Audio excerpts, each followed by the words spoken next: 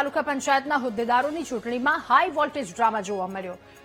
પ્રમુખની ચૂંટણીમાં ભાજપના કાર્યકર્તાઓએ હોબાળો મચાવ્યો। ભાજપના કાર્યકર્તાઓ હોબાળા વચ્ચે ચૂંટણી મોકૂફ રખાતા વિવાદ સર્જાયો।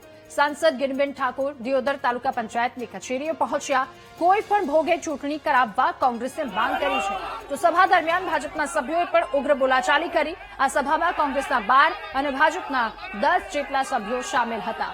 અધ્યક્ષે ચૂંટણી મોકૂફ રાખી, જો કે હાઈ વોલ્ટેજ ડ્રામા ભાજપના કાર્યકર્તા જેમના હોબાળા વચ્ચે ચૂંટણી મોકૂફ રાખતા વિવાદ થયો। સાંસદ ગિનીબેન ઠાકોર જેઓ દિયોદર તાલુકા પંચાયતની કચેરી પહોંચ્યા અને કોઈ પણ ભોગે આ ચૂંટણી કરાવવા માટે કોંગ્રેસ માંગ કરી રહી છે।